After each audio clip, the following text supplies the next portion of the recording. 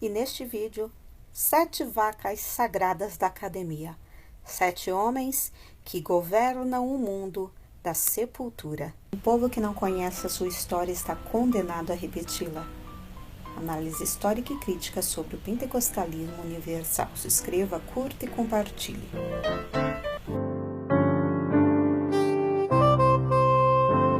No momento de estudo, e pesquisa para essa nova série do canal, eu me deparei com uma palestra feita pelo pastor e escritor Davi Charles Gomes. Eu achei perfeitamente pertinente, porque a gente está tratando aqui, e eu resolvi trazer alguns pontos tratados por ele no que diz respeito às ideologias anticristãs que invadiram as igrejas, estão invadindo.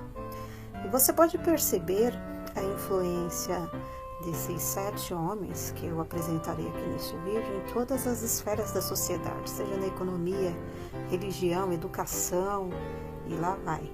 Estes homens que eu vou apresentar para vocês, eles se colocam contra a revelação de Deus, contra aquilo que Deus revela de sua própria pessoa e daquilo que nós devemos ser.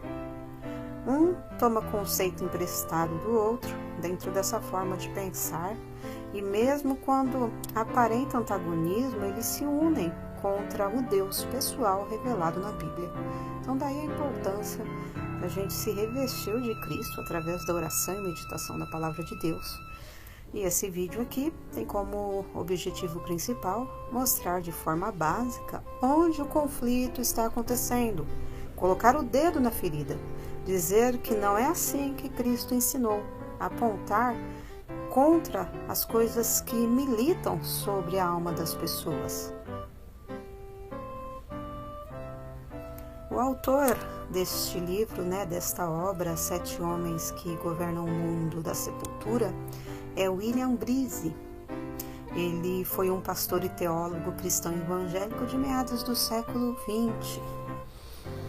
E ele nasceu em 1926, faleceu em 2002, e bem na introdução do livro,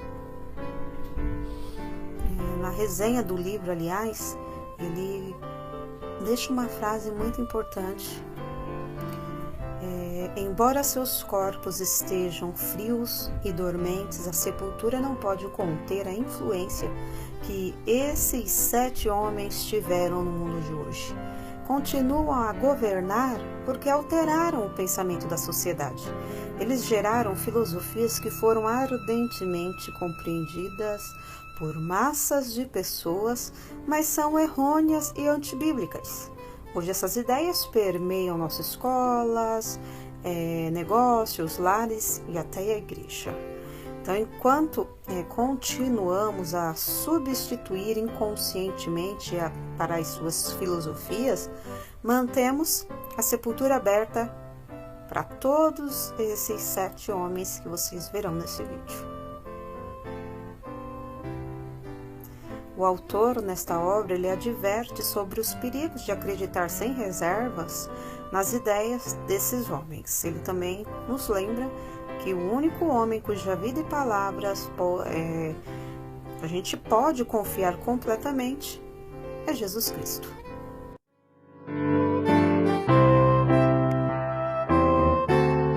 Charles Darwin, o primeiro dos 7 homens, a primeira vaca sagrada da academia, um dos homens que governam o mundo da sepultura. É um ex-pastor, Charles Darwin. Ele foi influenciado pelo trabalho de um naturalista francês por nome de Jean-Baptiste de Lamarck e do economista inglês Thomas Malthus. A ideia da evolução orgânica não era nova. Ela já tinha sido aventada antes, entre outros, pelo próprio avô de Darwin, Erasmus Darwin, um cientista inglês. Mas Lamarck, no começo do século XIX, ele desenhou o primeiro diagrama evolucionário, uma cadeia que levava de organismos unicelulares ao homem. No entanto, Só com Charles Darwin que a ciência apresentou uma explicação prática do fenômeno da evolução. Trata-se da dialética biológica, a luta do desenvolvimento do mais rápido. Darwin avançou e popularizou o princípio de que a evolução explica a origem das espécies. Ele criou uma reinterpretação da dinâmica da vida, ele achou um jeito de interpretar a transição do inanimado para o vivo e o desenvolvimento de todas as espécies. Preste bastante atenção numa frase proferida por Charles Darwin. Eu já estava começando a ver neste momento, janeiro de 1839, quando Darwin tinha 29 anos, que o Antigo Testamento, com sua patente e falsa história do mundo, com Torre de Babel, arco-íris, com selo, etc., e com a sua atribuição a Deus de sentimentos tirânicos e vingativos, que não merecia maior confiança que os livros sagrados hindus ou as crenças de qualquer bárbaro. Darwin aqui está expressando o processo de descrença dele. Em 1880, ele não tinha problema em negar com absoluta clareza de próprio punho a sua falta de fé. Ele sofria com problemas estomacais e frequentemente ele tinha náuseas. E tudo isso, complicações relacionadas a problemas cardíacos. Ele morreu de um ataque do coração no dia 19 de abril de 1882. Porém, ele já havia sofrido outros ataques agudos do miocárdio em outras ocasiões. Segunda vaca sagrada da academia. Soren Kierkegaard, o segundo homem que governa o mundo da sepultura. Conhecido na filosofia como o pai do existencialismo, ele foi influenciado pela filosofia de Sócrates e de Immanuel Kant. Ele foi um teólogo e filósofo dinamarquês do século XIX, foi um cristão que contestou o cristianismo. Ele recebeu desde cedo a formação religiosa luterana. Seu pai era pastor na juventude e um episódio traumático destruiu a fé do seu pai. Em 1830, Soren ingressou no curso de teologia na Universidade de Copenhague, mas abandonou depois da morte do pai. E aí se voltou para a filosofia. Ele argumentou o subjetivismo como caminho para a verdade. Ele amava Deus, mas abriu as portas para a subjetivação da fé e a sociedade cristã paga isso até hoje, paga por isso. Então, um homem, como ser físico, segundo ele, está sempre direcionado para o mundo externo, pensando que a sua felicidade está fora dele mesmo. Finalmente, ele se vira para dentro e descobre em sua interioridade a fonte de sua felicidade. Essa é a frase de Soren Kierkegaard. Porém, percebemos que vai contra o que diz as Sagradas Escrituras. Nós fomos feitos para encontrar o objeto do nosso amor fora, não dentro de nós. Deus e o próximo.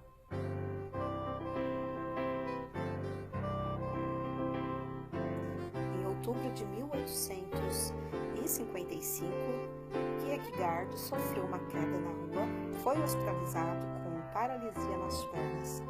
No entanto, ele recusou assistência religiosa e faleceu com apenas 42 anos, no dia 11 de novembro de 1855.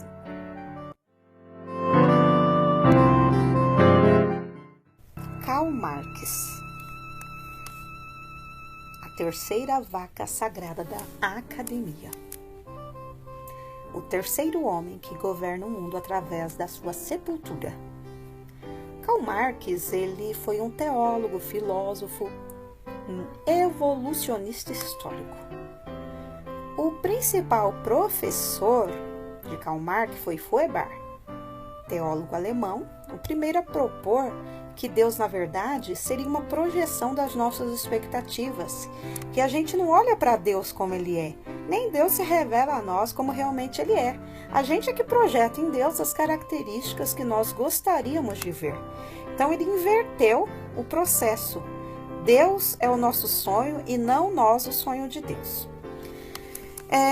Ele desenvolveu e promoveu o historicismo dialético materialista.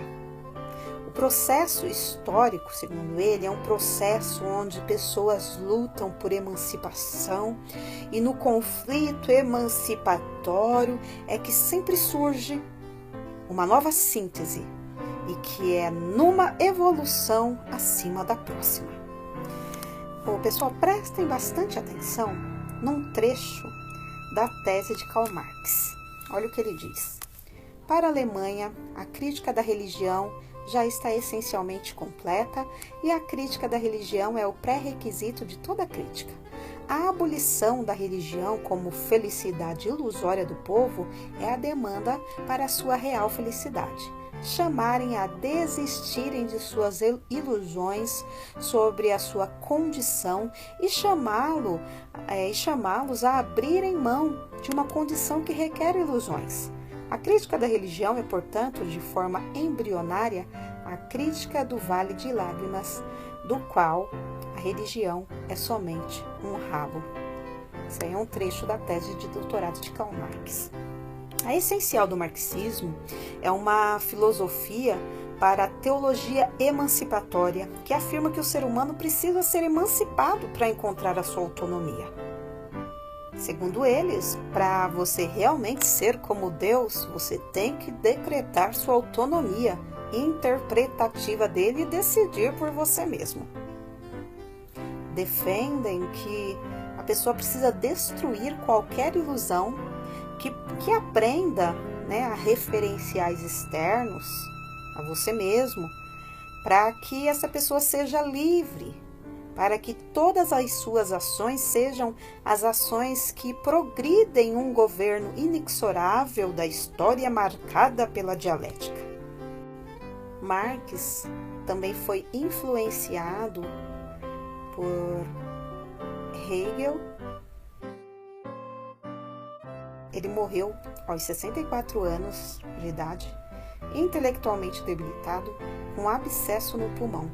Apenas 11 pessoas compareceram ao seu enterro no cemitério no dia 17 de março de 1883.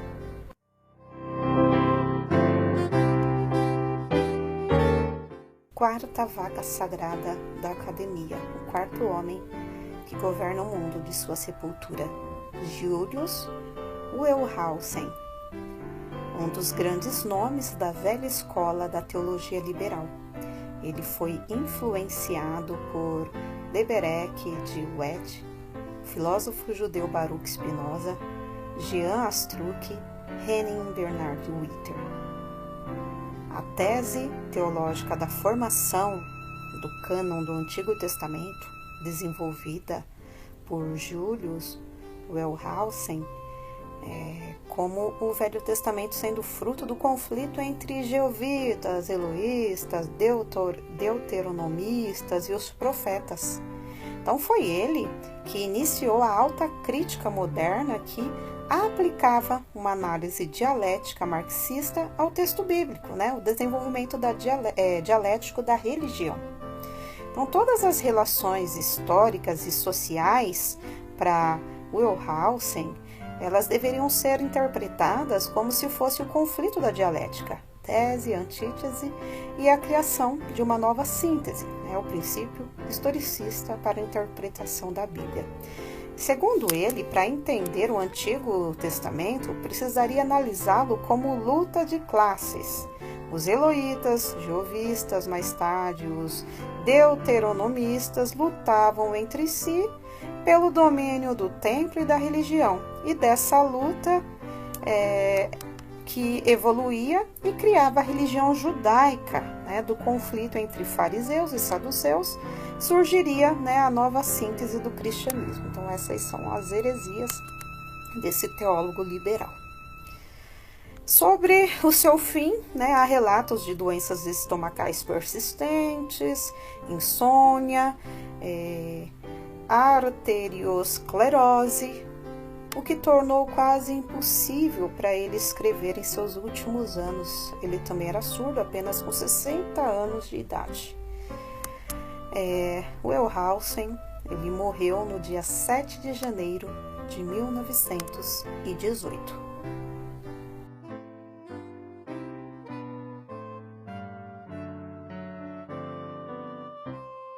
Quinta vaca sagrada da academia.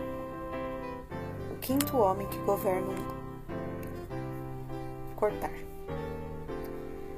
A quinta vaca sagrada da academia. O quinto homem que governa o mundo de sua sepultura. Sigmund Freud. Um médico neurologista e mundialmente conhecido como o pai da psicanálise. Ele formulou teorias como a do id, ego e superego, e a do complexo de Édipo. Argumentou um sistema de motivação intrapsíquica baseada na dialética entre instinto e socialização. Ele era judeu, porém a babá que o criou o levava secretamente para fazer catequese. Ele chegou a ser batizado na Igreja Católica secretamente.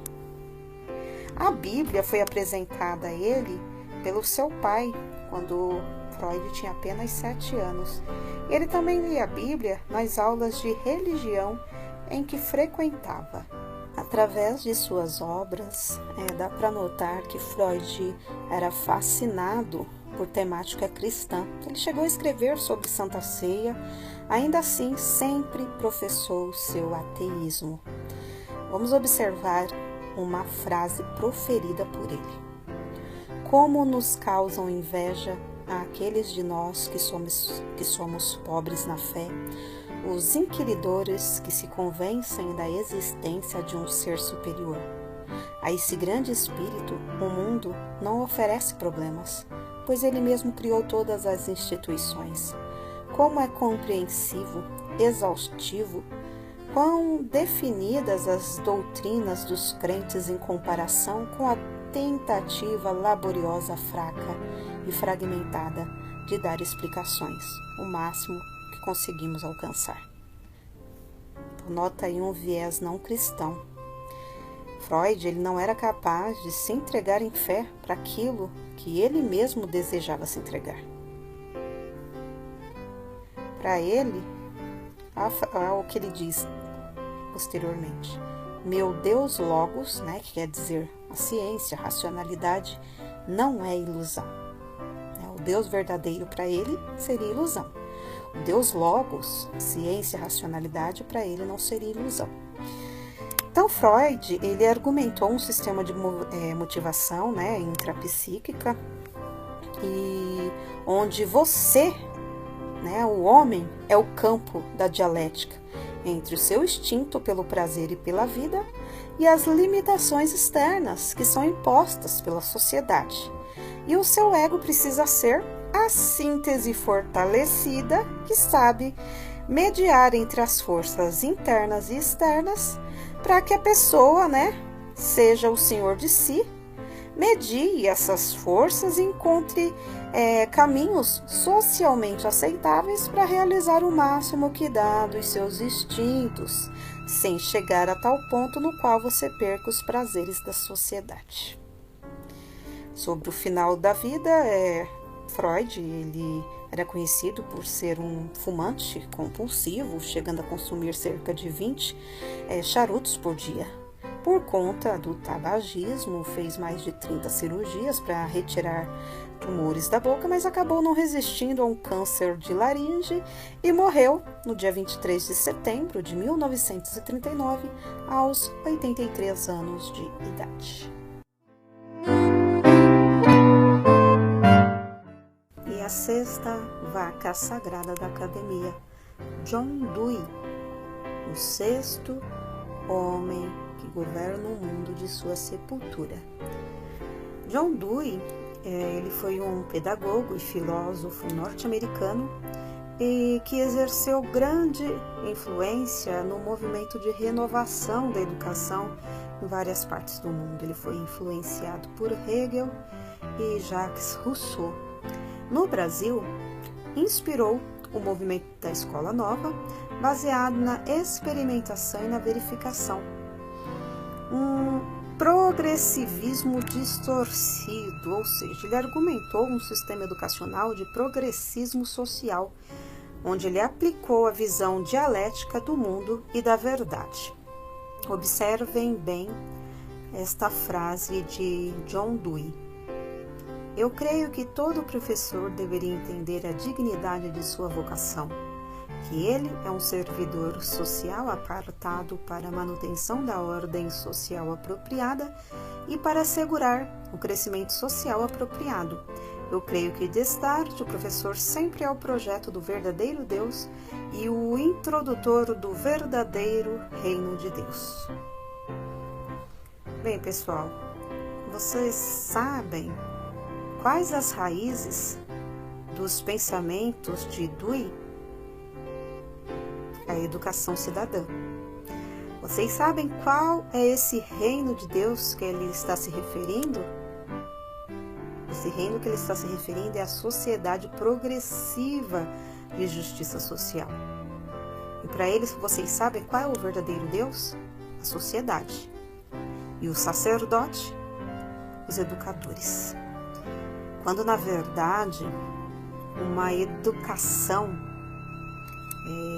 deveria ser baseada em aspectos estéticos, existenciais profundos, uma educação por inteiro, completa e não só para a cidadania. Paulo Freire é um deweyano, ele defendia a educação como preparo para a justiça social, ou seja, ele foi influenciado por John Dewey. Platão, ele dizia que lá em Esparta formavam-se as crianças para elas se tornarem guerreiras e em Atena formavam as crianças para que elas se tornassem cidadãs.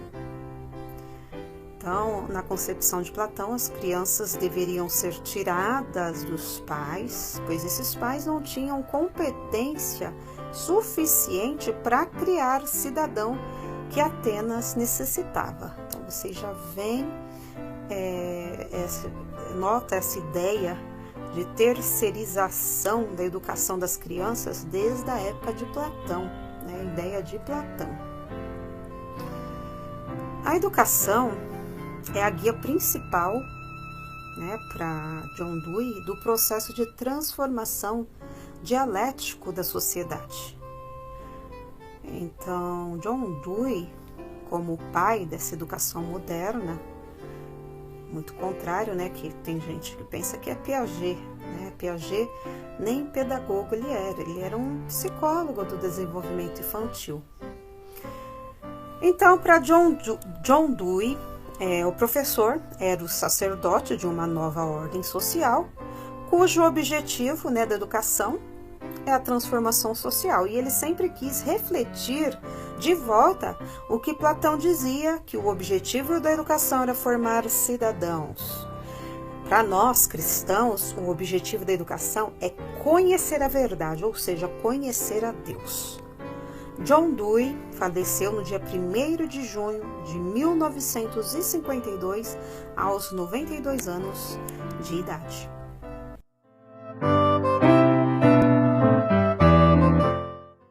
E por fim, chegamos na 7ª e última vaca sagrada, John Maynard Keynes, o 7º homem que governa o mundo de sua sepultura. Então, Maynard Keynes, ele foi um economista inglês e um dos mais importantes economistas da primeira metade do século XX, considerado por muitos o precursor da economia moderna, a macroeconomia.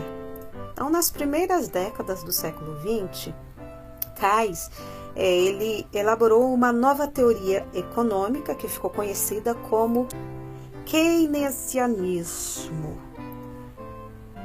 Verifique, observe essa frase de Keynes. Capitalismo é a crença surpreendente que o mais malévolo de todos os homens fará a mais malévola das coisas para o bem de todos. Então, a visão dele de socialismo é acreditar que o ser humano é essencialmente bom e que o ser humano vai, então, sempre fazer as escolhas não egoístas pelo bem comum, desde que sejam tiradas das costas deles a pressão da tradição, da religião e das diferenças de classe, e que as pessoas sejam livres. Então, toda a economia do Brasil, com raríssimas exceções, é desenvolvida dentro do sistema keynesiano. Então, diz que a mola mestra da economia tem que ser o gasto deficitário do Estado. Então, esse sistema keynesiano diz que essa mola mestra da economia tem que ser o gasto deficitário do Estado. O Keynes, ele aplicou essa visão dialética na economia, aquela visão de que no conflito você promove para frente, com a economia de Estado grande. Então, o sistema keynesiano, é um departamento de economia. Se vocês repararem, no contexto universitário, se você procurar um lugar para estudar economia, que não seja esse sistema keynesiano, você não encontra. Friedman, da Escola de Chicago, é possível encontrar um ou dois centros, porém universidade mesmo não. Um lugar para estudar economia no Brasil que não seja keynesiano você não vai encontrar, muito menos da escola austríaca. Então, da escola de Chicago e da escola austríaca, essas duas são visões alternativas de economia.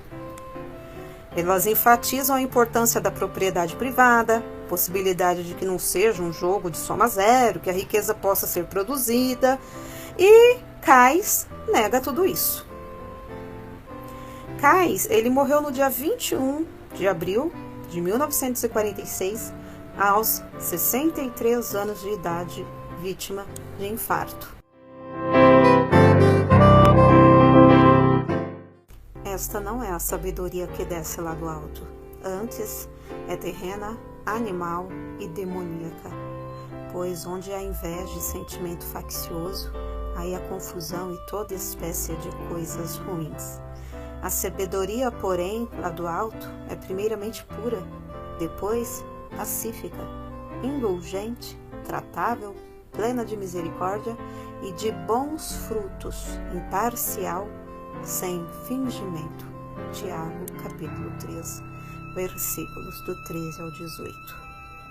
A forma como essas ideias se infiltrou nas igrejas foi através de estudantes desavisados, ou seja, não só os estudantes de teologia, mas como podemos assistir hoje, estudantes de outras áreas, porque essas vãs filosofias estão em todas as áreas do conhecimento. Estudantes desprovidos de um filtro espiritual crítico ingressam nas universidades e absorvem ideologias e pressupostos não condizentes com a cultura judaico-cristã e começam a reproduzi-las em seus discursos, aulas, bate-papos e postagens. Então, a proliferação destas ideias mundanas não é mais privilégio da academia, pois com o advento das novas tecnologias, o acesso a elas se tornou possível, acessível e praticamente sem custos. E de forma sorrateira, portanto, essas ideias têm trazido heresias para dentro da igreja. Tem aqueles que ensinam heresias sem ao menos perceber que beberam né, da água contaminada e pensam estar crescendo nos conhecimentos bíblicos e teológicos. Eles chegam a desconstruir conhecimentos tradicionais e chegam a colocar cristãos sinceros em confusão. Então, as ideias desses 7 homens, ao chegar na educação, contribuem para formar jovens limitados, pois a maior parte dos anos de estudos, esses jovens, essas crianças e adolescentes foram bombardeados com ideias revolucionárias, ao invés de aprender os conteúdos básicos, sem aquele viés político partidário. No que diz respeito à vida emocional, muitas pessoas recebem orientações psicológicas que causam prejuízos à vida familiar e espiritual, que vão contra os princípios bíblicos. Na área econômica, normalmente se tornam revoltados com a atual condição financeira, com a situação que nasceu, e ignoram que, se Deus quiser abençoar uma pessoa, independente do sistema de governo, independente da família em que ele nasceu, das circunstâncias, Deus pode mudar toda a história. Na questão da fé nas Escrituras, nota-se uma rusga de descrença em muitas pessoas devido ao acesso que essas pessoas têm de forma inocente, sem uma crítica bíblica, em relação ao que é informado, em relação às informações que eles recebem. Então, estejamos atentos, pois, embora seus corpos, os corpos desses 7 homens estejam frios e dormentes, a sepultura não pode conter a influência que eles têm no mundo de hoje. Eles continuam a governar porque alteraram o pensamento da sociedade. Que Deus nos guarde. E neste vídeo, uma breve biografia de Karl Marx, o grande idealista do comunismo, filósofo, sociólogo e jornalista, pai do socialismo científico, que abdicou da fé e governa o mundo da sua sepultura. O povo que não conhece a sua história está condenado a repeti-la. Análise histórica e crítica sobre o pentecostalismo universal. Se inscreva, curta e compartilhe.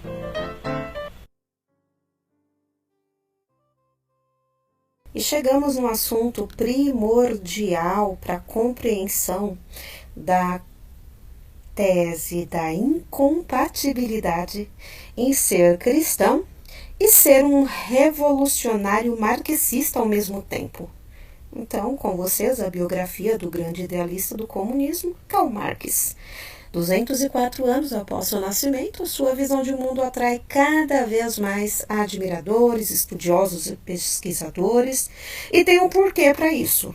Existe uma característica peculiar em todas as pessoas que têm atração por esta ideologia, mas isso eu só divulgarei, essa característica, nos próximos vídeos.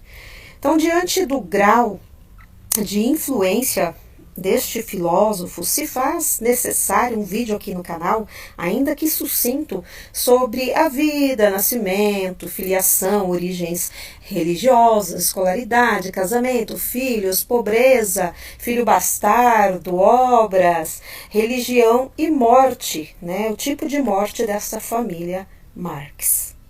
Mas antes da gente conhecer alguns pormenores da biografia de Marx, vale destacar 3 nomes que o influenciaram de maneira considerável: Immanuel Kant, Feuerbach e Hegel. Falando de Immanuel Kant, a ética kantiana afirma que o que deve guiar as ações do homem é a razão. Ela deve ser universal, independentemente da cultura que o indivíduo insere-se. Antes de realizar qualquer ato, eles acham que deve se perguntar: isso fará o bem coletivo? Se sim, é uma atitude ética, se não, é antiético. Feuerbach foi professor de Marx. Ele se colocava contra a opressão do homem e defendia uma vida digna, sem pobreza e necessidade, mas aqui e agora. Então, a ideia religiosa da imortalidade para Feuerbach não era nada mais que o desejo de ter uma vida melhor. Já Hegel, um outro influenciador de Marx, ele criou um sistema chamado dialética, que é um processo espiral sobre o conhecimento, partindo de uma ideia base, que é chamada de tese, contrariada por outra ideia chamada de antítese, e chegando a uma conclusão chamada de síntese, que passa a ser uma nova tese, por isso, espiral, algo que não tem fim, mas uma evolução de ideia. Karl Marx nasceu no dia 5 de maio de 1818 no então Reino da Alemanha. Seus pais tiveram 9 filhos. Casal de rabinos de classe média, seu pai, Henrique Marx, renunciou à religião judaica e converteu-se ao luteranismo para seguir atuando como advogado. Ele era politicamente conservador, porém aberto às questões filosóficas e também participava de círculos intelectuais.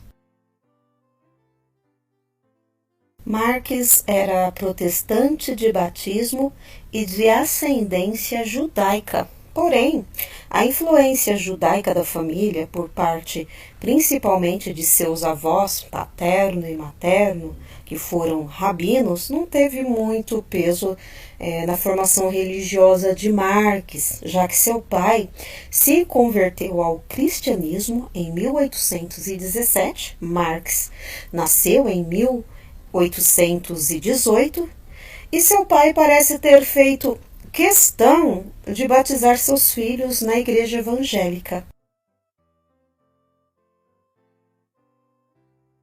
Durante o ensino infantil, Marx frequentou um ginásio que tinha uma linha educacional muito próxima aos ideais iluministas franceses. Eu postei aqui alguns vídeos atrás sobre o iluminismo. Se você tem dúvida, é só entrar aqui na playlist dessa nova série que você vai entender essas questões dos ideais iluministas franceses. Em 1835, ele iniciou o curso de Direito na Universidade de Bonn, na Alemanha. Ele cursava muitas disciplinas, principalmente optativas de filosofia, história da arte e mitologia grega. Ele também escreveu poesias. Ele frequentava festas e abusou do álcool. Marx, ele era membro de uma associação recreativa de noites de Boêmia, por meio da qual entrou em uma briga com um grupo rival. Então, após esse episódio em especial, seu pai decidiu transferir o filho para a Universidade de Berlim. Foi lá que ele conheceu a linha de trabalho do filósofo alemão, idealista Friedrich Hegel, e em 1838, ano em que seu pai faleceu, Marx decidiu desistir do curso de Direito e embarcar de vez na área de filosofia. Em 1841, escreveu uma tese de doutorado por título A Diferença entre a Filosofia da Natureza e o Epicuro e Demócrito, e a enviou à Universidade de Jena, adquirindo, então, naquele mesmo ano, 1841, o título de doutor em Filosofia. Karl Marx casou no ano de 1843 com uma jovem chamada Johanna Bertha Julia Jenny von Westphalen, mais conhecida como Jenny. Marx era colega de escola e amigo de Edgar, irmão mais novo de Jenny. Então, a esposa de Marx fazia parte de uma família proeminente da aristocracia alemã, então Prússia. Ela era escritora e pensadora política. Jenny deu à luz a 6 filhos entre os anos de 1844 e 1857. Eram eles Jenny Caroline, Jenny Laura, Edgar, Henry Edward, Jenny Eveline e Jenny Júlia Eleanor. Mas apenas Jenny Carolina, Laura e Leonor chegaram à idade adulta. Os demais morreram ainda jovens ou crianças devido a problemas de saúde. As filhas de Marques tinham uma educação burguesa. Havia aulas de piano, canto, francês, italiano, desenho. Marques e Jenny queriam que suas filhas fossem financeiramente independentes e educadas. Marques queria que suas filhas não fossem pobres, queria que elas tivessem casamentos felizes. Jenny, Laura e Eleanor, Jenny Caroline era conhecida como Jenny, né? Então tem a Jenny mãe e a Jenny filha, né? Assim era chamada. Então Jenny, Laura e Eleanor, elas foram fundamentais na divulgação das ideias de Karl Marx, né? O pai delas. Porém, 2 das filhas sofriam de insônia, entre outras doenças. Jenny Caroline, a filha mais velha, nasceu em Paris em um momento muito difícil da família Marx, porque pouco tempo depois eles foram expulsos de lá. Já adulta, escreveu vários artigos de jornal, publicou texto na imprensa socialista.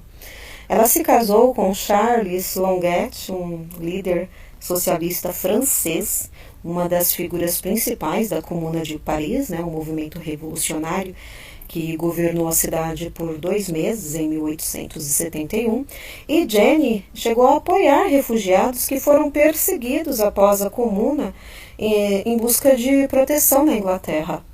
A Comuna de Paris foi o primeiro governo operário da história, né, formado na França em 1871, durante a Guerra Franco-Prussiana. Então, a Comuna adotou uma política de caráter socialista, baseada nos fundamentos da Associação Internacional. Porém, durou pouco tempo, pois logo foi reprimida pelas forças do governo. Laura nasceu em Bruxelas, onde também foram perseguidos pela polícia. Laura não foi fundamental apenas para traduzir o trabalho do seu pai para o idioma francês. As ideias políticas dela eram mais próximas da de Marx. O marido dela, Lafargue, nascido em Cuba, também era um líder revolucionário no Levante francês. Laura tinha um vínculo muito próximo com a Comuna de Paris. Em maio de 1871, a Comuna irrompeu e Lafargue participou do movimento revolucionário. O casal tinha acabado de ter um filho na época. Então, quando a Comuna foi derrotada, Lafargue fugiu e levou sua família aos Pirineus. Então, depois de receber a informação de que seriam presos, eles foram para a Espanha, mas o detiveram por alguns meses. Então, quando ele foi libertado, foram alguns meses a Madrid, onde desempenharam um papel fundamental na criação do Partido Socialista dos Trabalhadores da Espanha. A filha mais nova de Marx, Eleanor, foi a pioneira do feminismo marxista.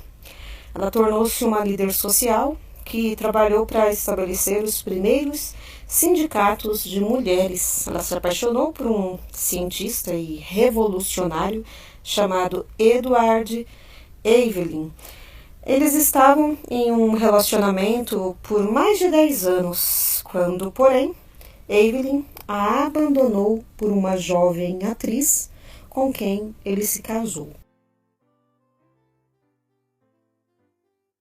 Mesmo com um título de doutor em filosofia, ele não conseguiu ingressar na carreira acadêmica, né, e se tornar professor universitário, que era o seu sonho profissional. Ele escrevia artigos como colaborador para diferentes jornais. Um deles era a Gazeta Renana, um veículo em qual se tornou redator-chefe, porém, esse veículo foi alvo de censura do regime prussiano e em 1843 ele foi fechado. Então, por mais que tentasse se estabelecer em algum país, Marx era expulso, né, de muitas nações ao longo de sua trajetória. Ele também foi expulso de outros locais na Europa, como França e Prússia. Ele teve que sair 2 vezes do território francês devido a polêmicas envolvendo as suas publicações. Ele era uma pessoa super desorganizada. Tanto que o primeiro volume de O Capital, o trabalho mais importante dele, foi entregue com 16 anos de atraso. Ele nunca conseguiu ter um emprego regular, por isso enfrentava dificuldades financeiras e vivia principalmente do direito que conseguia como freelance e de heranças que ele e sua esposa ganhavam. Então houve um período em que os Marx viveram em pobreza angustiante. Marx chegou a precisar penhorar um casaco para ter algum dinheiro. E teve uma outra ocasião, quando um dos filhos morreu, a família não tinha dinheiro para comprar o caixão. Jenny teve que pedir dinheiro a uma vizinha francesa para conseguir enterrar seu filho. Então Marx tinha essa consciência que essa decisão de se dedicar à filosofia e ao serviço de um movimento político arrastaria a esposa, né, para essa situação difícil que eles viveram. Depois de alguns anos árduos, né, as circunstâncias financeiras da família, ela deu uma melhorada graças, né, em grande parte, a um amigo e parceiro político de Marx, o filósofo Friedrich Engels.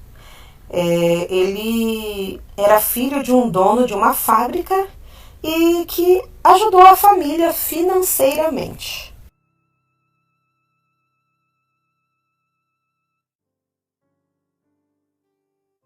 Entre as principais obras de Karl Marx estão O Capital, Manifesto Comunista ou Manifesto do Partido Comunista, A Ideologia Alemã e o 18 de Brumário de Luiz Bonaparte. De acordo com Marx, o comunismo deveria ser implementado em um momento específico da história da sociedade.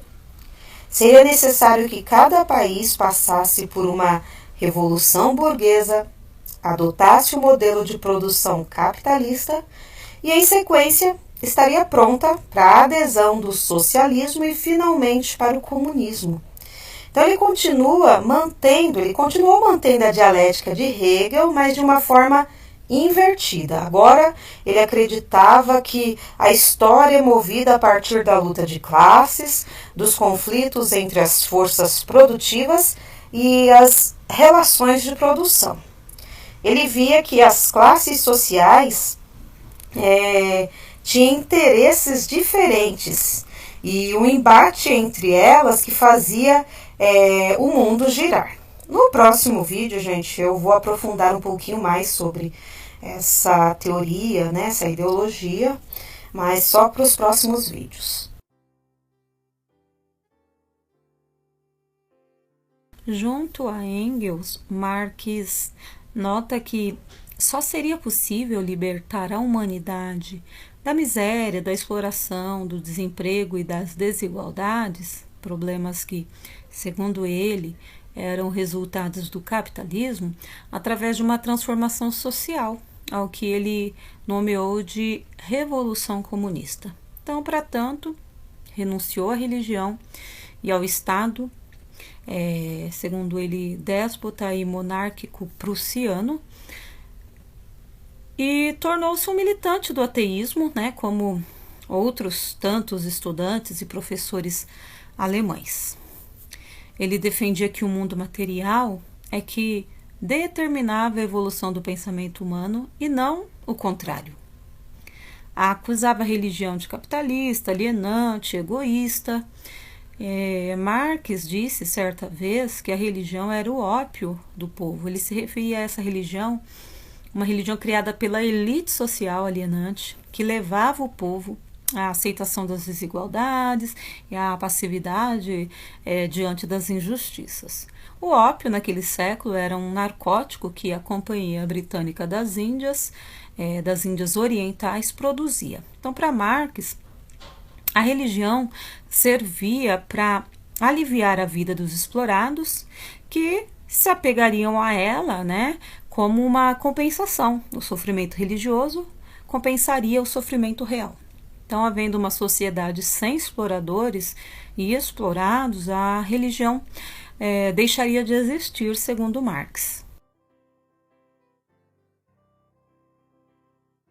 Karl Marx teve um caso amoroso com uma jovem chamada Helene Demuth. Ela era governanta da família e engravidou durante uma viagem de Jenny, esposa de Marx. O bebê Frederic Demuth nasceu em 1851, porém ele foi para adoção.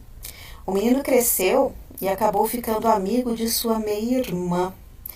Eleanor, mais tarde, descobriria que, além de Marx ter enganado sua mãe, a esposa dele, também não tinha prestado ajuda nenhuma ao menino e nem sequer tivera contato com ele.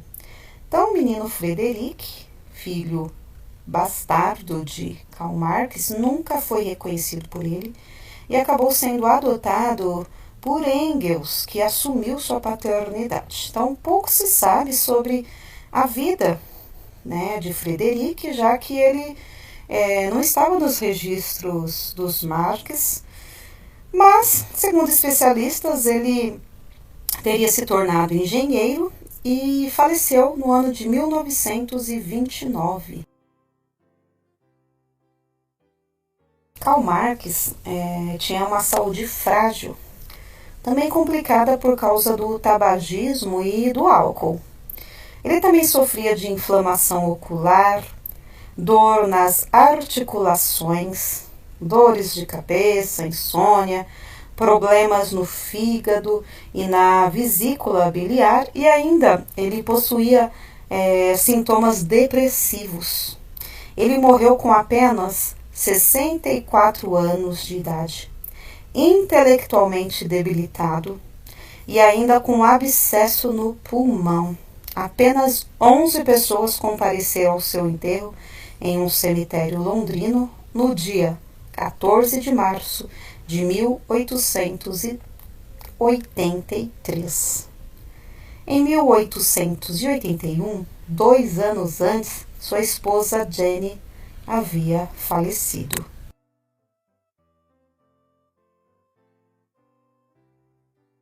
Jenny Caroline, a filha mais velha de Marx, teve uma vida marcada por doenças e também pela morte de 2 de seus 6 filhos quando eles eram pequenos. Jenny Caroline morreu na França com apenas 38 anos de idade, de câncer na bexiga, no ano de 1883, 2 meses antes de seu pai, que estava muito doente em Londres e não pôde viajar para o seu funeral. Acreditam que Jenny tenha sido a filha favorita de Marx. Em 31 de março de 1898, a filha Eleanor tirou a própria vida. Em 25 de novembro de 1911, a segunda filha de Karl Marx, Laura, juntamente com o seu marido, cometeram o suicídio. Laura tinha 66 anos e seu marido 69 anos de idade quando se suicidaram-se.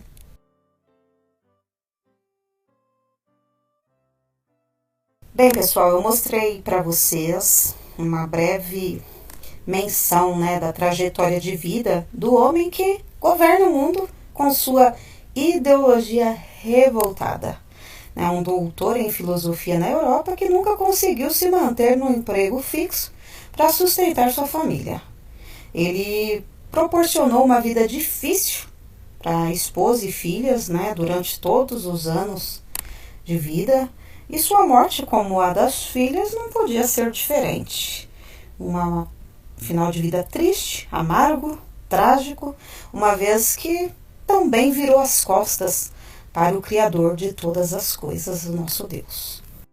E não perca o próximo vídeo, onde eu falarei sobre a ideologia de Marx, bem como o marxismo, implementado posteriormente por seus seguidores e admiradores, e também trarei os porquês dessa ideologia revolucionária ser tão atraente e sempre ter milhões de admiradores. Então não perca o próximo vídeo. Porque nada podemos contra a verdade, senão pela verdade. 2 Coríntios 13:8. Se inscreva, curta e compartilhe. Análise histórica e crítica sobre o pentecostalismo universal.